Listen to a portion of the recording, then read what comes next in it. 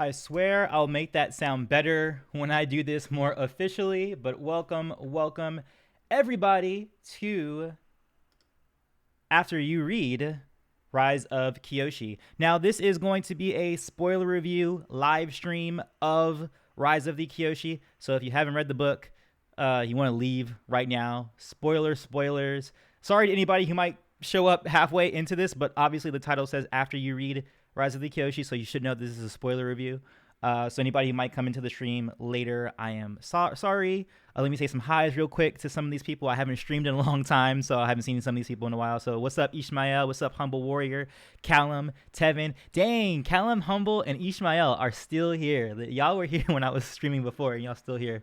But that's awesome. So let's talk about Rise of the Kyoshi. Obviously, I left my review on my Before You Read Rise of the Kyoshi. The way I'll structure this is that I'll talk about my spoiler thoughts on it, everything that I couldn't talk about in my Before You Read review, and then I'll look in the comments, and then we'll have a open discussion about the book. Obviously, it's better if you've read the book, but if you have questions about the book and you're not sure about it, that might be a good time for that too, for the Q&A at the end. But let us start. Wait, can you guys hear me, by the way? Got a jet, didn't see the book. Yeah, if you didn't see the book, you definitely want to jet right now.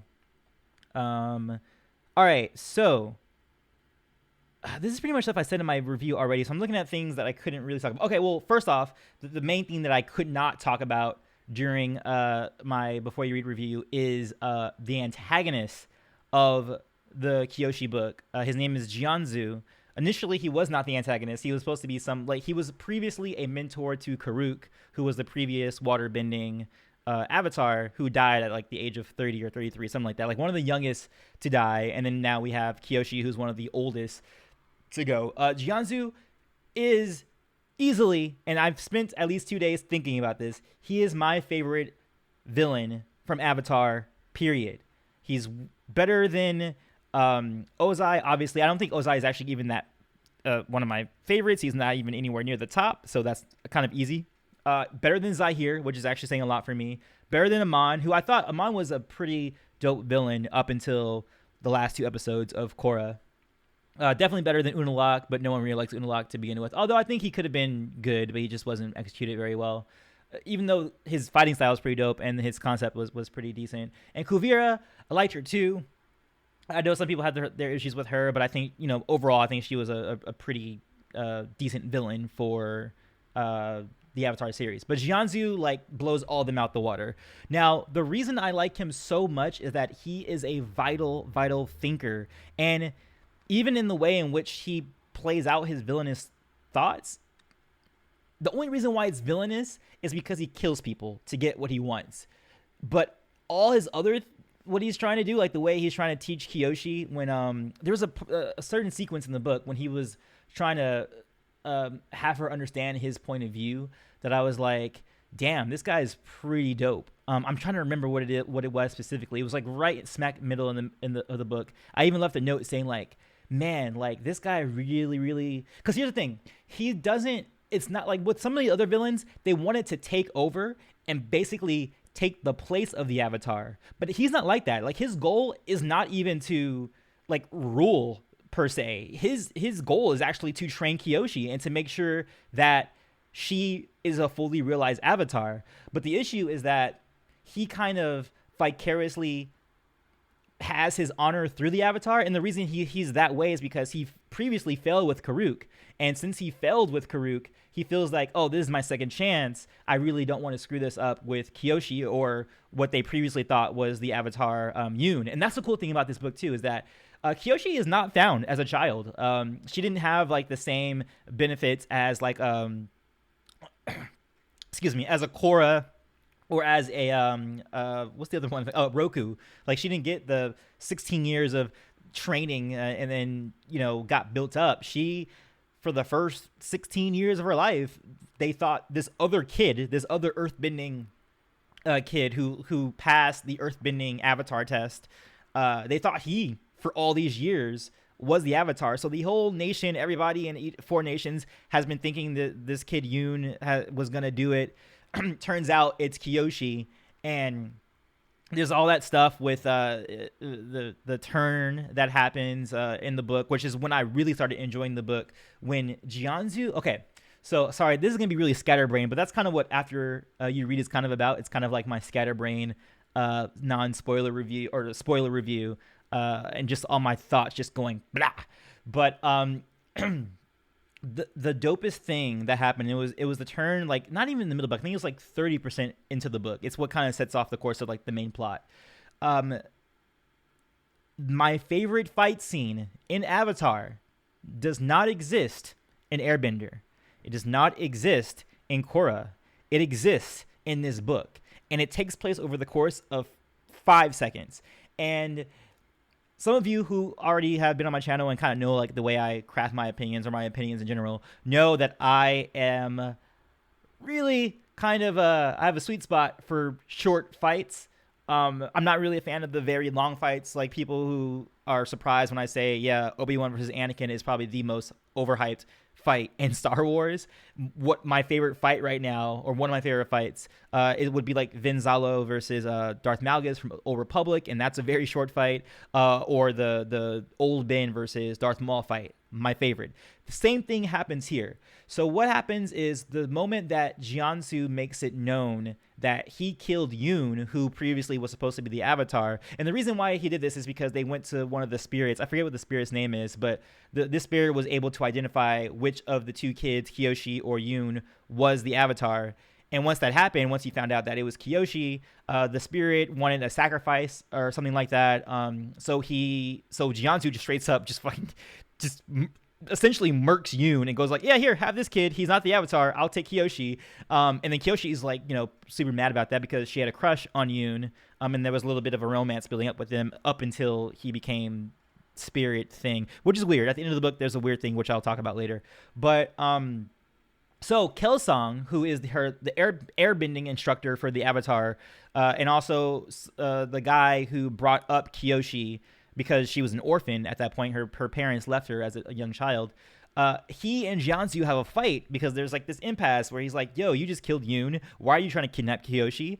And it starts off with Kelsang making this huge like hurricane,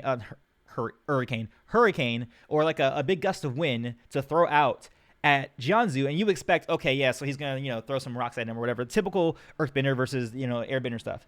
But he doesn't. He does the most brilliant and most, I'll dare say, sexy thing I've ever seen in a fight scene for Avatar. He picks up the smallest little needle of Earth through this big hurricane, shoots it straight through it, and then just straight murks Kelsang through the neck, just straight through the neck, right out. The dude's dead, and it happens like in the space of like a paragraph. And I was like, what the hell is this? I've never seen a fight happen this quickly and be that dope. And also, sometimes fans, when we think about these fights, we think about it more so than, or I guess I should say, because they're on Nickelodeon, they can't do stuff like this. And that's another thing about this book. It is freaking dark. And I want to say fucking dark because it's fucking dark, but I don't want to curse that much on the channel. But it's really, really dark. There's stuff like that happens. There's a bunch of death in this. There's like some poison deaths. Oh my god, there's this crazy okay, I'm gonna go out of order. But yeah, that fight was really dope. And I'll go into the poison thing. There's like if you guys have seen Breaking Bad and you saw that episode with Gustavo when he went back to Mexico to get his revenge on the Mexican cartel because they killed his friend when he was a little bit younger. He basically goes to that party, has everyone drink poison. He drinks the poison himself so that, everybody will know that the drink is safe. Jian Zhu does the same freaking thing in this novel. Like at the end, there is this, he has this rival, I think his name is Huey, who wants to also, have control over the Avatar. He also wants to have control of the Earth Kingdom. So he comes to kind of like overthrow the, I guess I would say, the rule of Jian Zhu, or just to take the Avatar away from Jian Zhu. And when he does that, like Jian Zhu is back in the corner. He's like, what the hell am I gonna do? And he's like, I'm just gonna murk everybody. So he has his servants, like even some of his servants died because they had to like make the tea and like drink it. He had his servants make this tea, serves it to everybody in this like meeting, and has everybody drink it. He drinks it himself. He even plays it up. He goes like, he gets all woozy. He's like, "What did you do to me, Huey?" And then he like falls down and like almost dies. Everybody else dies. I think later he takes an antidote. I forget how he actually survives. But like the dude is badass. Like he is like the Thrawn of the Avatar series. Like he's a thinker beyond everything else. He doesn't like, although he's a great bender, like he's a very nuanced bender. Not very big. And that's the thing about Kyoshi too, is that her issue as an avatar and as an earthbender isn't that she can't bend well, because at the start she can bend like huge boulders the size of houses, but she has an issue with very small things. And that's kind of like the cool, I guess, juxtaposition between her and Jian Zhu, is that he's very small, he's very nuanced as a character, she's very big and you know, in your face and blunt about everything. And her issue is that she needs to learn how to become a little bit more nuanced. So I thought that was a really cool aspect when I read that in the book. I was like, that's different. I like that. I like that she's good at, you know, bending large amounts but not little pebbles, which eventually she does later in the book. And that too, I love like I said in my other review, I love the progression of Kyoshi as she goes forward within the novel. I think they did a really good job of not making it, oh, she's the Avatar, she's going to be really good right now, and that kind of a thing. Wait, what? PewDiePie will reach 100 million today? Is he the first channel to reach 100 million? I mean, sorry, there's nothing to do. I shouldn't look at the chat yet. I should be doing the review first and then look at the chat. Where was I? There's just so much that happens in this book. It hurts my brain. Okay, so what I just mentioned right now about the poison scene, there's so many things in this novel that have very small stepping stones to what happens later in the series. For example, the meeting at the end with Jian Zhu and all those Earth Kingdom sages and Huey, he makes a note that guy brought like all the leaders from the western part of the Earth Kingdom, and he just killed the leaders from the whole western hemisphere of the Earth Kingdom. Think about that for a second. What implications does that have in the next 200, 300 years? The Fire Nation colonization. Like, there's just small stuff like that, like all throughout the book, that are just amazing, because it's just like, wait a minute, he just killed the leadership. They're going to be weakened for like a good few generations and maybe not even be able to recoup. And the Fire Nation was able to, like, I've always said this about the globe of Avatar. It's like, why didn't the Fire Nation just like attack the eastern coast of the Earth Kingdom where Ba Sing Se is? Because it seems like they can easily just, you know, go that way. But it's because Ba Sing Se and like the Eastern Front is actually pretty fortified and pretty strong. But the West was weak. And we didn't really have a reason for why the Western coast was weak. And now we have the answer right now, because homeboy Jian Zhu went and murked their leadership, and then they were just gone. So I thought stuff like that was cool. There's a bunch of other stuff in the story where like small stuff like that happens that I think was really, really cool. But yeah, let me get off of Jian Zhu. Let me talk about some other stuff, because like he's amazing. Love him. Love the fight scenes. And another fight scene I liked a lot too was at the very end. The end battle is not Zahir versus Korra. It's not Aang versus Ozai during Sozin's Comet. It's literally a battle between Jian Zhu and Kyoshi, because at one point at the end, Jian Zhu's like, come with me, train with me, or I will collapse this entire building. And obviously that's not going to affect her. It's not going to affect him. But the tea house that he has this meeting in, and he specifically does this, is filled with people. And so Kyoshi knows, I don't want to put these people in danger. And then Jian Zhu knows she doesn't want to put these people in danger. And eventually, like, they have their conversation. She says, "No, I'm not going to join you." And he's like, "All right, fine." Pulls down the roof, brings it down, so that the whole fight scene is just about them, like the force between her trying to hold up the roof and him trying to bring it down. It's not this big, like, I'm gonna throw rocks at you, I'm gonna do some dodge rolls. Like, it's not a big action piece. It's a very small, and no one else in the tea house noticed this. They don't notice this is happening. It's a very private. They're at their tables, like doing these like earthbending stances, like off in the corner. No one's really paying attention. Like, Kyoshi's trying to save their asses. They don't know what's going on, and it's just an internal battle between the two. There's just so many like cool things about this novel like that I really enjoyed. The one thing I don't like, though, is that within the scope of that last fight, Yoon comes back as like this weird zombie spirit person. Like, it's not really like I always had a feeling in the middle of the book, I was like, that fool ain't dead. He just got eaten by a spirit, or he got taken to the spirit world. We've seen that happen all the time. I don't know if he's really dead. But now at the end of the book, I'm like, maybe Yoon is dead, because he came back as like a zombified spirit person and was able to actually interact with the fight between Kyoshi and Jian Zhu, and then killed him with like this weird, like it was kind of cool, because what Kyoshi tried to do while they were in their talks is like she tried to use subtle bending, and she like sent like a bullet at the head of Jian Zhu, and he like stopped it. So imagine like if this was like animated or live action. They're having a conversation, and all of a sudden, like midway through, when like the deal is broken off, you just go whoom, and then Jian Zhu's like, oh my god, crap, and there's like this like little pebble here that's about to like jam into his head, and it's just like this, like the concentration they have to hold that, like it's happening like that the whole time. And then all of a sudden, Yoon comes into the tea shop or the cafe, whatever it was, and then just goes and like pushes it into, no, he takes it, puts it into Jian Zhu's chest and kills him. And I swear to goodness, when I read the book and I was at that portion, I was like, no! I always hate it when a good villain dies. Like, that makes me so mad. I didn't even cry when I didn't cry even when he died, but I didn't even get devastated when Yoon died, when Kelsang died, when what was the other dude, the Lek, the little brother character, when he died, I didn't care. But when Jian Zhu died, I was like, no, I thought he would be like the villain for like this entire series. I thought he wouldn't be like a one-off villain. I was like, why? Now we won't get any more cool sequences with him. And I really do think that FC Yi, who's the author of the book, did a really good job with all the POV chapters with Jian Zhu, and I felt like he was most comfortable, as I said in my other review too, is that he's most comfortable in that space, in that mindset with that character. But okay, that's it. You guys already know I love Jian Zhu, love all his fight scenes, I love everything about him. Let me like talk about something else besides fucking Jian Zhu, who's amazing.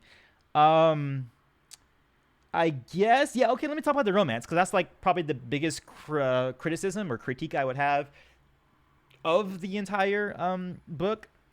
So there's what looked like to be a triangle developing between Kyoshi, Yoon, who was her best friend growing up, and Ranji, who was also her best friend growing up. Now Ranji, she is basically, I guess you would say, the Zuko of the group. Like she's being groomed to be the next firebending mentor to the Avatar.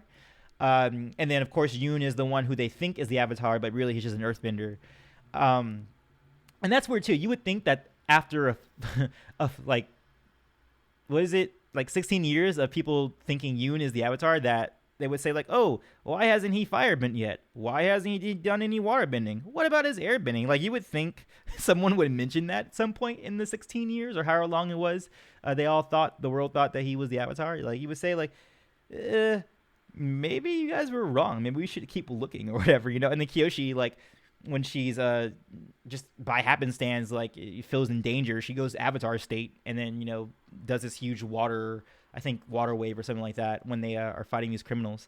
But yeah, the romance I don't think worked for me. And I was talking to this with my friend Callan. You guys know him as Ready for, the host of Finalysis.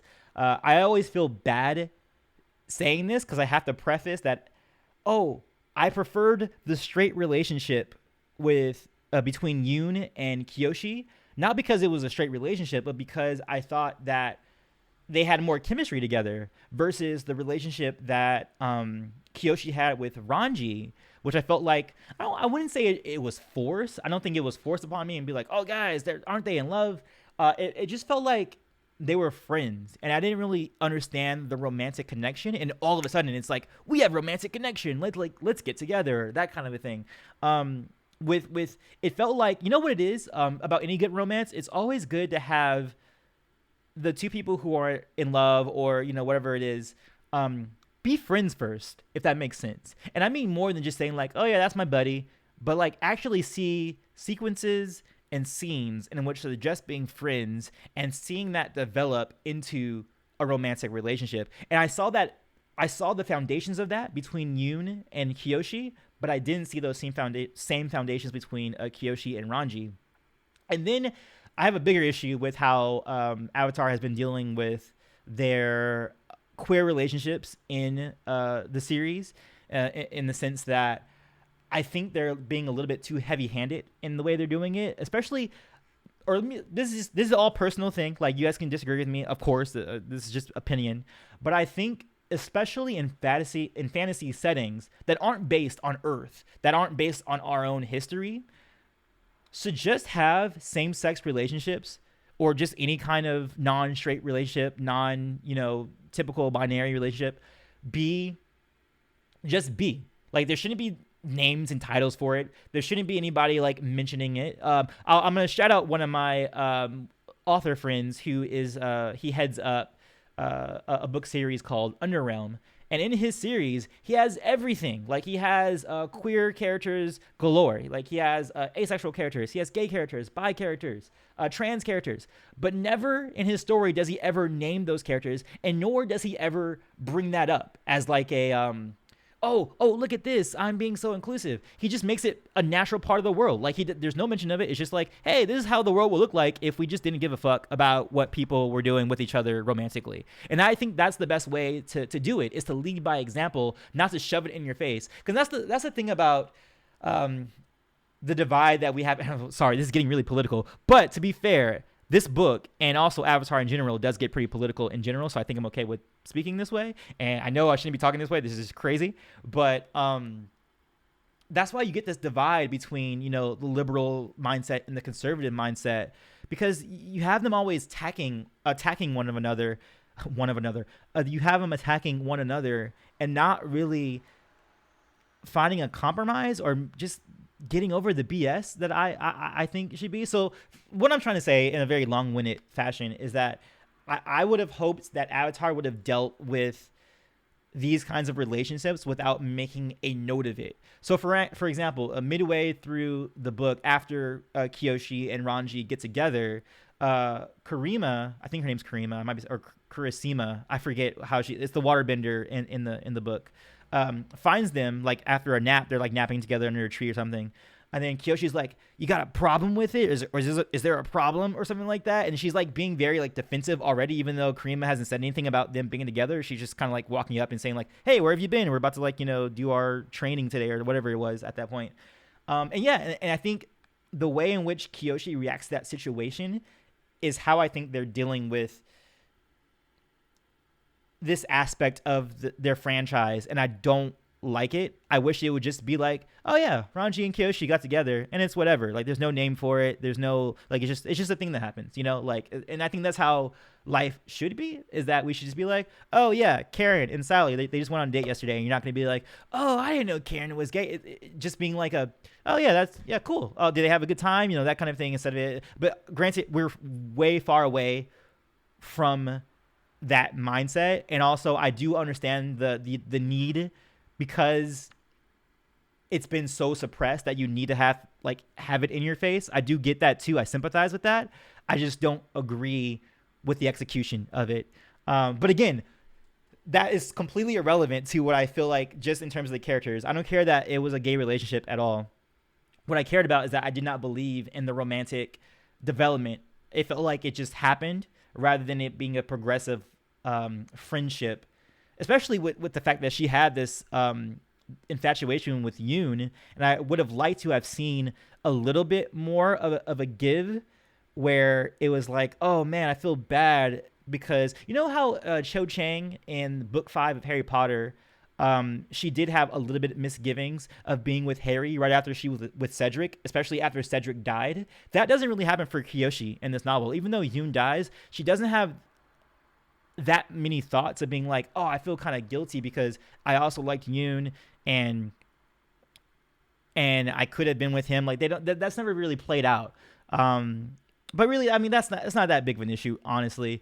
But that was my main biggest gripe with it, and that's not even like that. That still doesn't take away from it. I still think this is the best Avatar story I've ever witnessed, or not ever experienced before, and I do really truly believe that. Period. Like, if we're talking any of the books, any of the individual books. Now, of course, I can't talk about the series, because this book series hasn't completed yet, so I can't say like, oh, this is the best Avatar series, but I definitely can say this is the best singular story. So like, if this was like an animated series and it was just like book 1 of like Rise of Kyoshi or something like that, I would easily say this is my favorite book, period, hands down. I think it does really well with how it transports you into the world. It's so much more deeper because you can, you're obviously within prose fiction, you can go a lot deeper than you can with, anything else. But yeah, I really like it. I really like the book a whole lot. I feel like I didn't really even talk enough about. I didn't have a diverse enough a thing about it. Let me see if I miss anything. Yeah, I already talked about Jian Zhu being amazing. Um, the pacing and the writing, I really like Yi's writing style a lot. I thought that was really well done. Um, there's a midpoint of the story when Kyoshi is basically trained by criminals, and also we get a reveal that her mom is an airbender. So I think her mom's an airbender and her father was the earthbender, and that's where she gets her armor from. And the fans are actually used as a way to help her with her bending in the same way that Aang used the fans to help his bending too when he was when he met the Kyoshi warriors. That kind of aspect happens here. We get a reason for why her hands are covered with gloves, and it's because she gets burnt. Oh my god, I almost forgot this complete big huge thing that's a spoiler.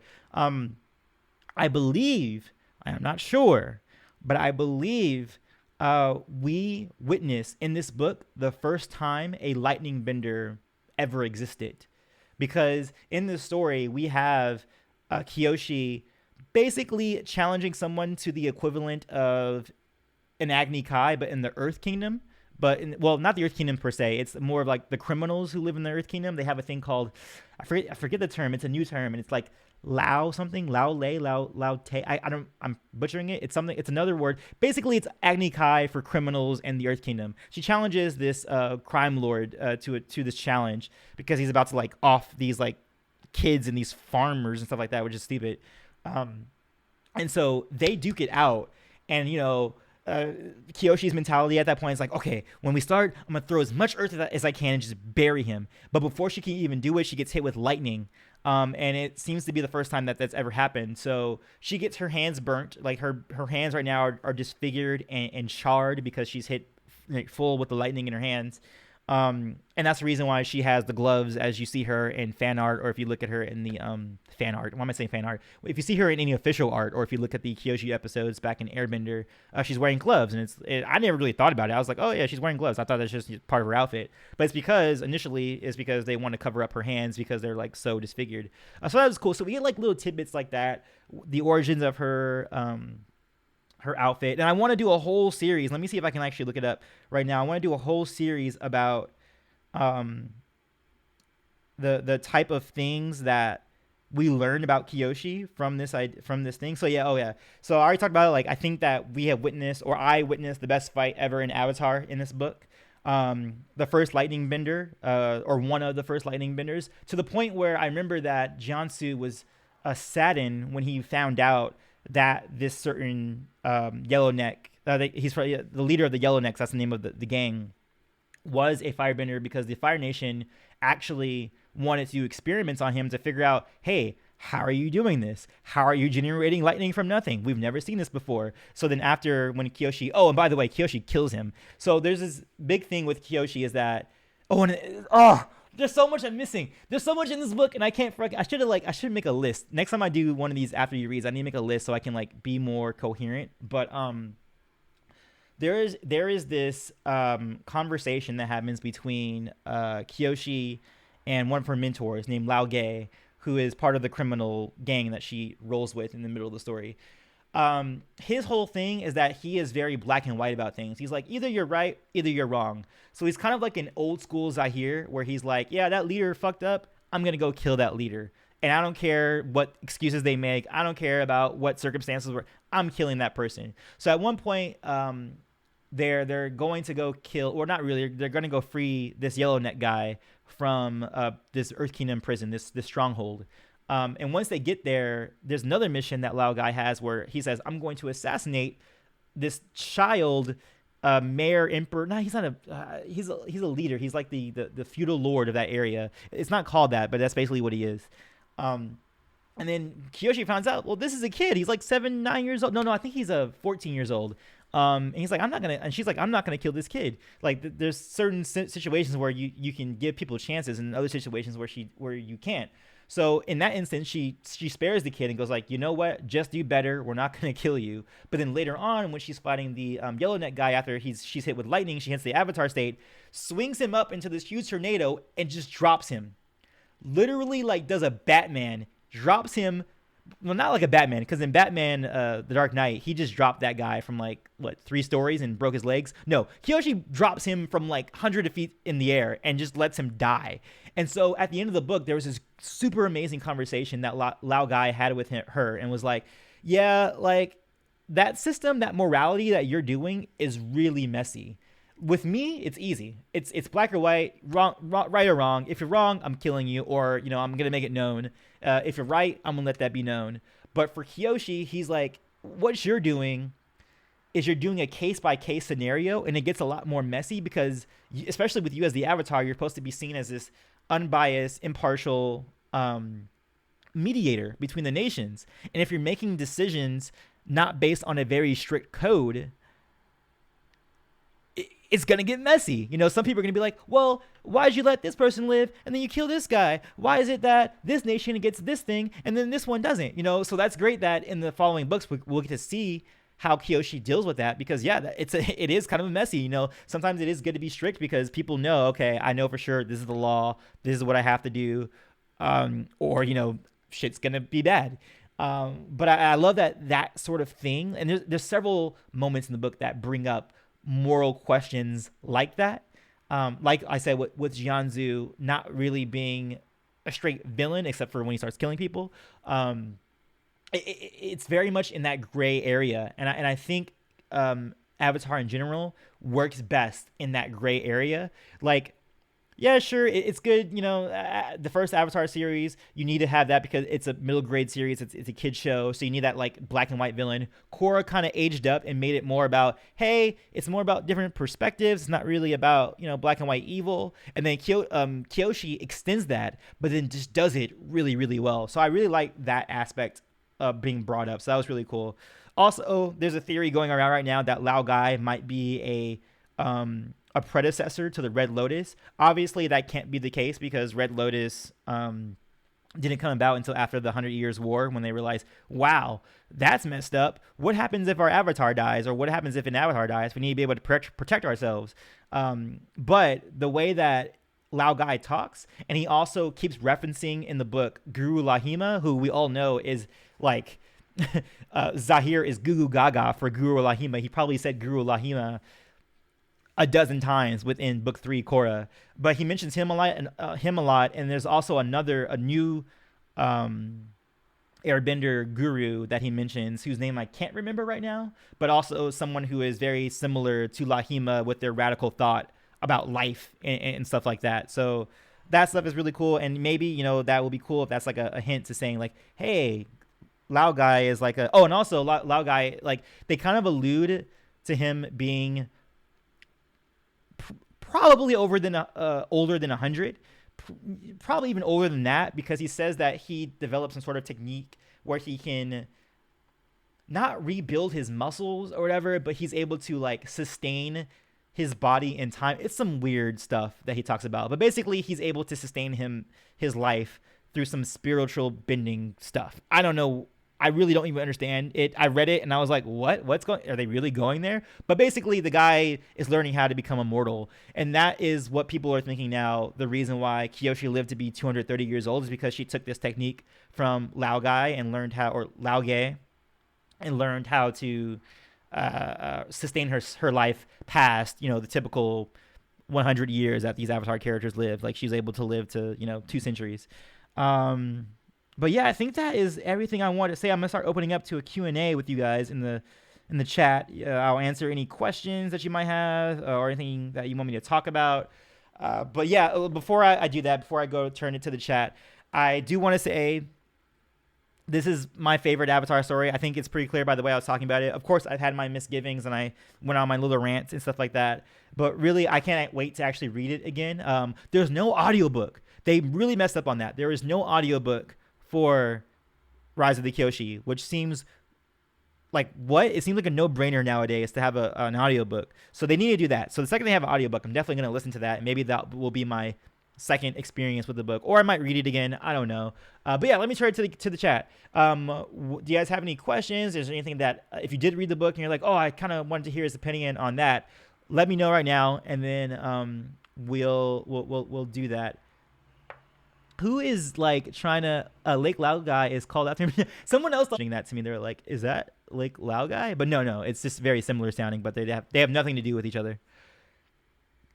Someone said, oh, maybe Lao guy did the whole sustaining his life through chi. Possibility. I mean, like spiritual bending is like kind of tied to chi, so it's possible. I mean, Guru Patik from book 2 of Avatar, he looked like he was living for a long time too, so it's very possible that something to do with chakras and chi is what's sustaining his life. They didn't really explain it all the way. They made it very much the way he was talking about it in the book itself made it sound like it was more of like a nebulous kind of a thing. Like it was kind of like a yeah, I kind of can make this happen. I'm speaking in metaphors, but then at the end it's like, wait, no, he's not speaking in metaphors. He's actually like been living for hundreds of years probably, or something like that. We don't know how old he actually is. But yeah, it's kind of crazy. I'm only taking questions related to Rise of the Kyoshi because we are in a Rise of Kyoshi discussion here. I'm glad they're continuing the series. How do you feel about the Netflix live action? That's kind of off topic, but I do have an opinion about that based on after reading the story. I think I mentioned this a little bit too when I initially gave my reaction to when they announced the Netflix live action series. I personally think they're doing that is because M. Night Shyamalan screwed up so much, and they want to put out a live action version of the story that is more true to their vision and more true to their original story. Less so than I think that they really want a live action thing to be out there, because I personally think it's kind of a waste of time to do this series, because I would have preferred seeing something new, like seeing who's after Korra, or getting something like this and having, a prequel series, animated series on Kyoshi. Like, I'd rather see new stories rather than seeing a retread with the live action. I think it's actually a backtrack for these creators, for Mike and Brian.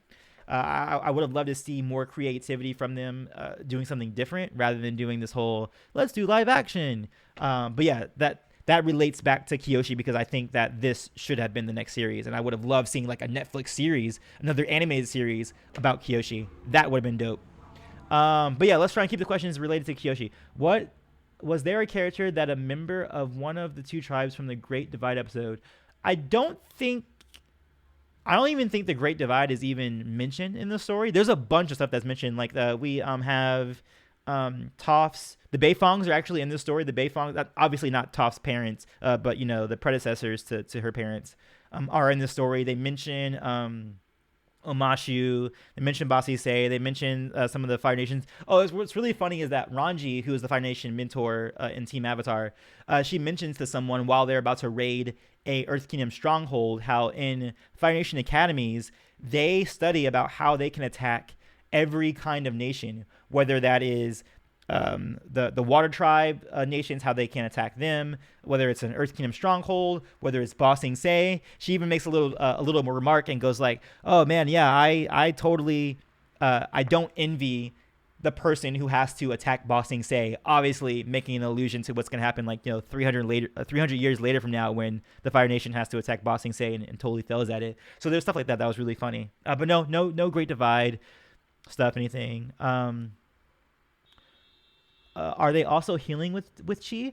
I don't know if chi necessarily is a thing that is. I mean, chi is kind of the all-encompassing energy between the humans and the spirits, and the bending is kind of like in between all of that. So I mean, yeah, I guess it makes sense that healing is being done through chi. Like when you have the healers of the water tribe, they're really just using their chi to exert that. It's more that I think I would say chi is more of the fuel. Chakras are kind of like the arteries, and then the manifestation of that is bending. So yeah, it's possible that chi is what's having that guy live so long. Would you be in favor for a miniseries of Kyoshi based on the books? Yes. As I was saying before, I would have loved to see an animated series on this story. which I think is the best Avatar story that I've read or have experienced, rather than having the live action series that we're having now. Since this story contained your favorite fight, what are your next two favorite fights after that? After that, I would say Kuvira versus Su Yin would be my favorite fight. Also, another short fight. I really like short fights. I really don't like when fights overstay their welcome. I don't like a lot of just bash, bash, bash, bash, bash. I love it when it's just quick, deadly. Like, what I loved about the Jian Zhu fight and Kelsang fight was that it was just so quick. You know what I mean? Like, it's just like gust of wind, boom, little piece of earth, dead. Like, stuff like that is how I feel like real bending fights would really happen, especially when you're dealing with things like fire. Like, I never understood fire bending fights ever in any context of any Avatar fight. It's like, yo, once you get hit with that fire, you're like burnt. But really, in the show, it's usually like you get hit with fire, you fall back, and you know, you're like, oh, I fell back, and I, like, you know, I'm wounded, but I'm not actually like hurt. That never made sense to me. But yeah, like, that's crazy. I like the Kuvira versus Suyin fight is my second favorite, I would say. My third favorite would probably be Zahir or the Red Lotus versus Tenzin, for sure.